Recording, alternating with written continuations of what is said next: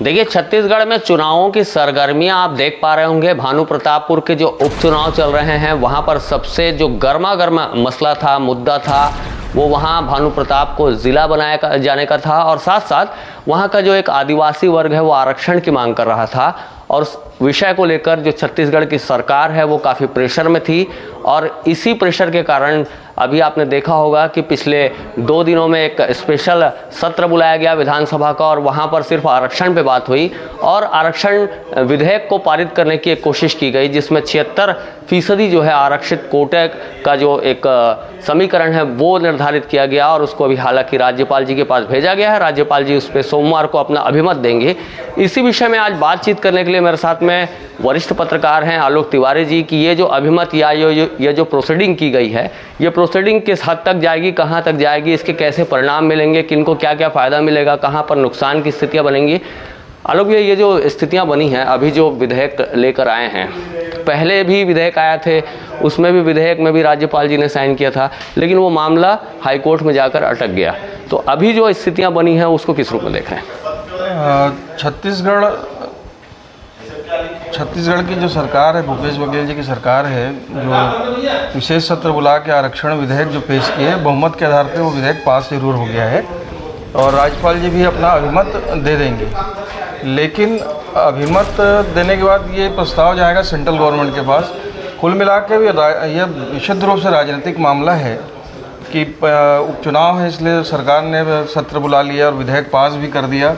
विधेयक central government के पाले में चला जाएगा, मतलब भारतीय जनता पार्टी को अब केंद्र की सरकार को निर्णय लेना है। जैसे भैया एक चीज़ है, केंद्र की सरकार भी मान लो निर्णय ले लेती है तो जो बाकी लोग हैं वो आरक्षण के खिलाफ सुप्रीम कोर्ट, हाई कोर्ट, अभी बहुत सारे पेचीदगियाँ हैं। जैसे अभी जो 32% वो आदिवासियों की जो मांग थी उसको क्लियर आउट कर दिया गया, लेकिन उसमें जो SC वर्ग था, SC वर्ग के आरक्षण कोटा को थोड़ा कम कर दिया गया और उसमें एक ये भी चीज़ें देखने को मिली, 4% जो है वो दिया गया, गरीब वर्ग को दिया गया और जो 24% है जिसमें सामान्य कोटा जाना चाहिए, उस सामान्य कोटे में भी अब ऐसा है कि उसमें लोगों की ये भावनाएं हैं कि अब इन चीज़ों में आगे चल के स्थितियाँ काफ़ी परिवर्तित हो सकती हैं, कुछ मामले कोर्ट में अटक सकते हैं। आरक्षण की टोटल जो मसौदा है वो सामने नहीं आया है दरअसल, जिसकी वजह से सामान्य वर्ग मतलब ब्राह्मण, बनिया, जो दीगर जो कास्ट है, वो अपने आप को कहीं न कहीं असुरक्षित पा रहा है।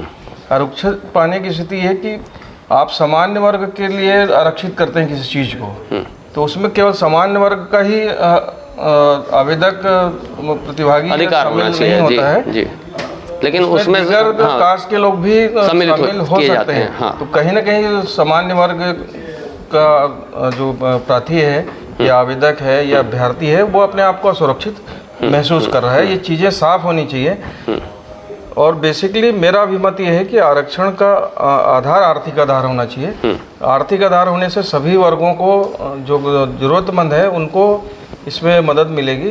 केवल राजनीतिक चश्मे से देख करके आप विधेयक बना दिए, विधेयक को पास भी कर दिए और आगे चला भी जाएगा, पास भी हो जाएगा, क्योंकि कांग्रेस और भाजपा केवल राजनीतिक चश्मे से आरक्षण के मुद्दे को देख रही है। देखिए, जिस तरह से जो प्रेशर रहा है कांग्रेस की सरकार पे अभी इस वक्त, जो चुनावी जो प्रेशर रहा है, उस प्रेशर में अचानक से 2 दिन के अंदर में इन चीज़ों पे, इन विषयों पर निर्णय लेना, और कांग्रेसियों का ये पक्ष रहा है कि जो पूर्व में मामला आरक्षण की बात को लेकर जो अटक गया उसमें बृजमोहन अग्रवाल दोषी हैं, रमन सिंह दोषी हैं और बाकी के जो कैबिनेट के लोग हैं वो दोषी हैं। उन्होंने मामले को पूरी तरीके से प्रोजेक्ट नहीं किया और वहाँ पर कोर्ट में केस को अटका दिया।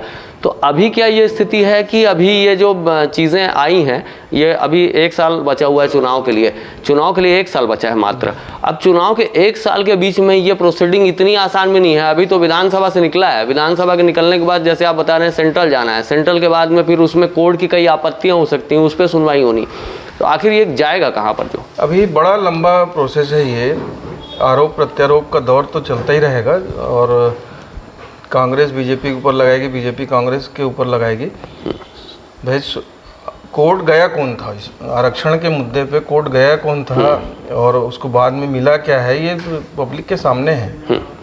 मतलब ऐसा लग रहा है कि जैसे एक दबाव था, उस वजह से कांग्रेस सरकार को झुक के चीजें करना पड़ा। भानु प्रतापपुर का जो इलेक्शन है, सरकार इसको व्यक्तिगत प्रतिष्ठा का प्रश्न बना के चल रही है और केवल चुनाव में पब्लिक को मैसेज जाए, आदिवासी वर्ग में मैसेज जाए कि सरकार आदिवासियों के साथ है, इसलिए आरक्षण का बिल लाया गया, अचानक सत्र बुलाया गया और सत्र ला के एक दिन में उसको पास किया गया। इसको एक चुनावी झुंझुना मान सकते हैं। जाके राज्यपाल को भी दे रहा है और राज्यपाल जी उसमें अपना सोमवार को अभिमत भी देने वाली है, क्योंकि राज्यपाल के पास कोई बहुत ज़्यादा वो नहीं है कि बहुत ज़्यादा ये तो विधेयक को वापस कर सकती हैं, पर वो भी एक आदिवासी वर्ग से ही हैं, तो वो साइन भी हो जाएगा। एससी वर्ग के कोटे में भी जो कटौती की गई है, 16 से 13 कर दिया गया। जो 24% बताया जा रहा है और जो आरक्षण का पूरा मसौदा जब सामने आएगा तब चीज़ें साफ होगी। कहीं ना कहीं वर्ग तो प्रभावित हो रहा है, जैसे केंद्र के पटल पे कोर्ट जाने का रास्ता पूरा खुला हुआ है कि मैं अगर नाराज हूँ आरक्षण से या विधेयक से नाराज हूँ तो मैं कोर्ट चले जाऊंगा, या मैं नहीं जाऊँगा, मेरे से आशा किसी और से है, तो कोई ना कोई कोर्ट जाएगा और फिर ये मामला पेंडिंग चला जाएगा और फिर आरोप प्रत्यारोप में मामला उलझ जाएगा। आरक्षण के मामले को सरकार को बड़ा साफ रखना चाहिए कि आपकी नीयत क्या है उसमें, क्या आप सच में आरक्षण देना चाहते हैं और देना चाहते हैं तो किस तरीके से देना चाहते हैं। जैसे कि कोर्ट का भी एक आदेश है, जनवरी 11, 2007 का एक सुप्रीम कोर्ट का ऑर्डर है, जिसमें जैसे कि केंद्र सरकार के पाले में भी जो आरक्षण के विषय में जो बातें चली जाती हैं, उसमें जो उनके जो अधिकार क्षेत्र में जो चीज़ें आ जाती हैं, उस पर भी कोर्ट ने ये स्पष्टतया कह दिया है कि अगर इस कंडीशन के बाद भी कोई आपत्ति करता आता है तो ऐसा नहीं है कि उसकी सुनवाई नहीं होगी। सुनवाई होगी। साफ गाइडलाइन है कि कोई भी वर्ग प्रभावित नहीं होना चाहिए, किसी भी विधेयक या किसी भी आरक्षण के बिल से किसी दूसरे वर्ग का हित प्रभावित नहीं होना चाहिए, तभी आपका बिल या कानून जनता के पक्ष में है, जनपक्षी है। ये जो विधेयक है एक प्रकार से समझ लीजिए कि अब ये प्रतिष्ठा का भी सवाल था, और चूंकि आदिवासी बाहुल्य जो वर्ग है वो लगातार उसमें दबाव बनाया हुआ था। जो छत्तीसगढ़ विधानसभा में विधेयक आया है वो कानून का रूप लिया ही नहीं है। जो छठी अनुसूची है शायद, छठी अनुसूची की जो बात कर रहे हैं, ये तो सेंट्रल गवर्नमेंट को नौवीं अनुसूची है, इसको सेंट्रल गवर्नमेंट को अंतिम निर्णय लेना है इसमें। ये प्रस्ताव भी जाएगा सेंट्रल गवर्नमेंट में, छत्तीसगढ़ गवर्नमेंट कोई कानून बनाने की स्थिति में नहीं है। मतलब ये माना जाए कि अभी भी जो आस है, जो जैसे जो आदिवासी वर्ग की जो आस है, वहाँ जो इतना एक दबाव है आदिवासी वर्ग का 32% का दबाव है, बहुत बड़ा दबाव है वहाँ पर। मैं अभी भानु प्रतापपुर से रिपोर्टिंग करके आया हूँ गाँव से। वहाँ पर एक मसला देखने को मिला कि जनता ये कहती है कि या तो जिला दबाव की स्थिति है कि आदिवासी समाज का वहाँ प्रतिनिधि चुनाव लड़ रहा है। जी अकबर राम को राम साहब, अकबर को राम जो है आदिवासी समाज के प्रत्याशी हैं और केवल आरक्षण के मुद्दे पर वो चुनाव लड़ रहे हैं, तो दबाव तो कहीं न कहीं सरकार तो इस दबाव को देखते हुए जो ये दबाव को कम करने के लिए सरकार ने यहाँ प्रस्ताव पास कर दिया है, वही जो विधेयक लाया है सरकार के पास अब कहने के लिए कि हम तो अपना काम कर दिए हैं, हमने प्रस्ताव पास कर दिया, राज्यपाल को भेज दिया, राज्यपाल जी भी कर देंगे। अब करना तो सेंट्रल गवर्नमेंट को है। अब सेंट्रल गवर्नमेंट तुरंत एक ठोक चुनाव के लिए थोड़ी ना सत्र बुलाएगी। आगे चल के ये जो स्थितियां अभी है उसमें ये जानने की कोशिश करूंगा कि मतलब जैसे आरक्षण कोटे से जैसे चुनावी परिवेश बनते हैं, आरक्षित सीटें रहती हैं, चुनावी आरक्षित सीटें रहती हैं, नौकरियों में आरक्षित सीटें बहुत प्रभाव डालती हैं किसी भी विषय को। शशिकांत जी, मैं तो सेंट्रल गवर्नमेंट और राज्य गवर्नमेंट दोनों से पूछना चाहूँगा कि सामान्य वर्ग का परिवार क्या अपने बच्चों को पढ़ाना लिखाना छोड़ दे, या यह सपना देखना छोड़ दे कि मेरा बच्चा कलेक्टर बनेगा, एसपी बनेगा, डीएसपी बनेगा, डिप्टी कलेक्टर बनेगा, ये सपना देखना छोड़ दें। सामान्य वर्ग जाएगा कहाँ? सामान्य वर्ग के लिए कोई व्यवस्था नहीं है। क्या सामान्य वर्ग के घर में बच्चा पैदा होकर के कोई अपराध कर दिया है? ये बड़ा सवाल मेरा है। और दोनों सरकारों को सामान्य वर्ग के भी भविष्य को सुरक्षित रखते हुए कोई कानून बना। इसमें पेचीदगियां मेरे ख्याल से मैं छोटा सा आपको उदाहरण दे रहा हूँ कि मान लो आरक्षण चुनाव को लेकर ही होता है किसी सीट पे, है ना, या किसी प्रदेश पे, तो सभी वर्ग को आप आरक्षित करते हो कि आदिवासी समाज लड़ेगा, अनुसूचित जाति लड़ेगा, पिछड़ा वर्ग लड़ेगा, सामान्य वर्ग के लिए आरक्षित। पर क्या वो सामान्य वर्ग के लिए आरक्षित रहता है? वो सभी लोग उसमें शामिल हो सकते हैं, पार्टिसिपेट कर भाग ले सकते हैं। जी, तो ऐसी व्यवस्था दी जाए कि सामान्य वर्ग का के लिए कोई चीज़ अगर आरक्षित हो रही तो केवल सामान्य वर्ग का ही उसमें प्रतिभागी हिस्सा ले सके। इसी चीज को लेकर वो ऐसा कोई कानून, इसी चीज को लेकर ये समझना चाहूंगा कि जैसे, और मैं एक चीज में जोड़ रहा हूँ, कालांतर में आरक्षण की जरूरत बहुत ज़्यादा थी जब जातिगत आधार पर आरक्षण की होती थी। आज देश को आज़ाद हुए 70 साल से ज़्यादा हो गया है। अब आरक्षण जो है आर्थिक आधार पर किया जाना चाहिए। तो आरक्षण का आधार जो है आर्थिक, जो सरकार के भैया एक चीज हम बात करते हैं, एक तरफ हमारा कानून समानता की बात करता है, लेकिन हम समानता कहाँ पे है? एक चीज समझना चाहूँ भैया, जैसे जो परिस्थितियां बनती हैं सरकारों के पास, चाहे वो केंद्र सरकार हो चाहे वो राज्यों की सरकारें रहें, तो वो परिस्थितियों के आधार पे अपने जो चुनावी एजेंडे हैं या जो स्वरूप है उसको मोल्ड आउट कर देते हैं, चेंज कर देते हैं, अचानक से चेंज हो जाती है। सरकार चाहे कांग्रेस की हो चाहे भाजपा की हो, दोनों सरकारों का, दोनों पार्टियों का केवल एक मोटो रहता है कि हमारी कुर्सी, हमारी सरकार कैसे बची रहती है, उसके लिए हमको क्या व्यवस्था देनी है। वो केवल लोगों को प्रभावित करने के लिए, लोगों को लाभान्वित करने के लिए, अपनी कुर्सी बचाने के लिए कानून में फेरबदल समय समय करते अच्छा, एक सरल भाषा में जैसे एक सामान्य व्यक्ति समझना चाहे कि कहाँ पर अटकेगा पेच, मतलब जैसे अब तो ये निकल चुका यहाँ से और राज्यपाल जी अभी उसमें अभी अभिमत नहीं आया, सोमवार को वो अपना पढ़ के उसमें अभिमत अपना जो सिग्नेचर वगैरह है वो करेंगी। आगे चल के जो स्थितियां हैं वो कहाँ पर जाके अटकेंगी, क्योंकि पूर्व में भी जो कोर्ट के एक अटकाव आया था हाई कोर्ट का, उसके बाद अब जो स्थितियां बनी हैं, क्योंकि पहले की भी स्थिति को असामान्य मान रहा था कोर्ट, जो 58% अभी भी असामान्य है जी।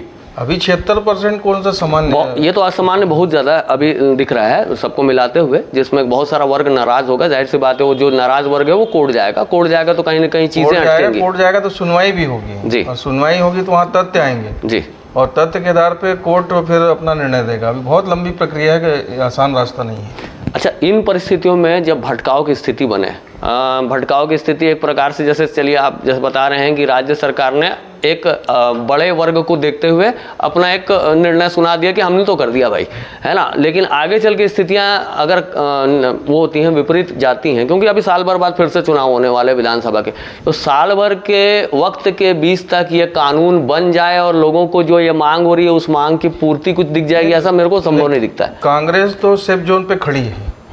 कांग्रेस सेफ जोन इसलिए खड़ी कि कल बोल देगी कि हम तो आपको आरक्षण दिए थे, हमने तो विधेयक लाया, एक दिन में सत्र बुलाया और सत्र में बहुमत से पास भी कर दिया, है ना। ऊपर जाके मामला नहीं हुआ तो इसके लिए भाजपा दोषी है। कांग्रेस के पास है और भाजपा के पास है कि ये सुप्रीम कोर्ट के गाइडलाइन के हिसाब से आरक्षण की स्थिति को साफ नहीं किया, इसलिए कोर्ट में मामला अटका। तो दोनों खेलेंगे और पीछे की जनता। इस बीच में ये चीज़ समझना चाहूँगा, जैसे ये जो अटकाव की स्थितियाँ या जो इस बीच का जो स्टेज, जो टाइम लिमिट रहेगी, इस बीच में जब तक ये मामला विवादित रहे तब तक की स्थितियों के बीच में जो नौकरियाँ करने वाला वर्ग है, कोई भी समाज से हो, नौकरियों करने का वर्ग हो, वो कहाँ तक प्रभावित होगा, उसको क्या स्टेट गवर्नमेंट की नौकरियाँ, भैया एक मिनट संभाल, मैं ये पूछ रहा था कि स्टेट गवर्नमेंट की नौकरियों पे डिपेंडेंसी कम रखते हुए क्या सेंट्रल गवर्नमेंट की नौकरियों पर डिपेंडेंसी ज़्यादा रखनी होगी? सेंट्रल गवर्नमेंट का वैकेंसी नहीं निकल रहा है, ले दे के तो अग्निवीर की भर्ती कर रहे हैं। अपने यहाँ पिछले कई दिनों से इंटरव्यू नहीं हो पा रहे हैं।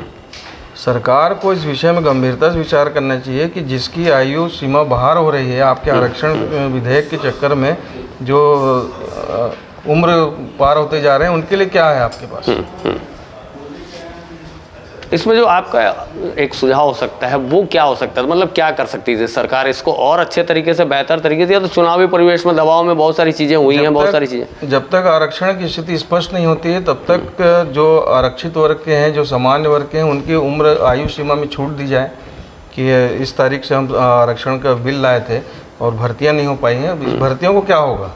जिन बच्चों की उम्र निकलते जा रही है, जो सर्विस में फॉर्म नहीं भर पा रहे हैं, है ना, जो भर्ती का इंतजार कर रहे हैं, लेकिन चूंकि बिल आरक्षण की स्थिति स्पष्ट नहीं होने के कारण भर्तियां नहीं हो रही हैं।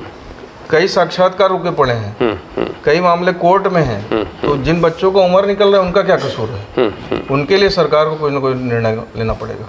देखिए ये इस तरह की, और वो राज्य सरकार के हाथ में है जी। स्टेट गवर्नमेंट की भर्तियों में सरकार चाहे तो उम्र में छूट दे सकती है। देखिए, इस तरह की भटकाव की स्थितियां आखिरकार निर्मित इसलिए हो जाती हैं क्योंकि जब जैसा एक मॉब का जो आवाज़ आती है, जो एक बहुत बड़ी भीड़ तंत्र जो बोलती है, उसको जाहिर सी बात है सरकार को, चाहे वो बीजेपी का राज हो चाहे कांग्रेस का राज हो, अपनी अपनी कुर्सियां बचानी है। लोगों को फ़ायदा पहुंच सके, मतलब जो भी डिसीजन लिए जाएँ, चाहे वो विधानसभा स्तर पर लिए जाएँ, तो वो विधानसभा स्तर पे लिए गए डिसीजन ही इतने प्रॉम्प्ट होने चाहिए जो सारे वर्ग को संतुष्ट कर सकें। आगे चल के ये मामले फिर से जाके न्यायालय में अटक जाएं, फिर से जाके कोई कानूनी उसमें दांव पेच आ जाएं।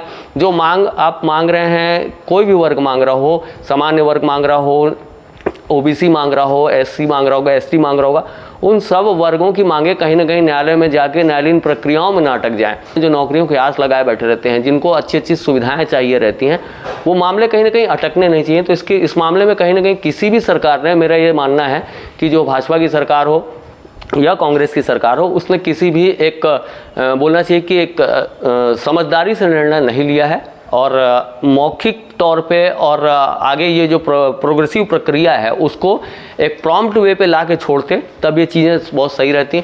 लेकिन अभी ये हुआ कि हमने तो कर दिया है, अब आगे स्थितियां अटक रही हैं तो हम क्या करें, ये वाली बात आएगी आगे चल के। तो कहीं ना कहीं ये स्थितियां भी आगे चल के अटक सकती हैं, ऐसी संभावना व्यक्त कर रहा हूं।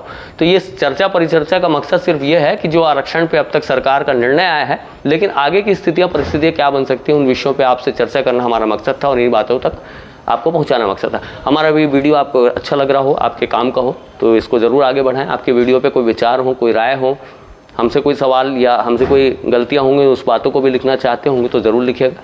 ये आपका मंच है, चैनल को सब्सक्राइब करिएगा, वीडियो को आगे ज़रूर बढ़ाइएगा। नेशन फर्स्ट एबीके न्यूज़ के लिए वरिष्ठ पत्रकार आलोक तिवारी के साथ मैं हूं शशिकांत तिवारी।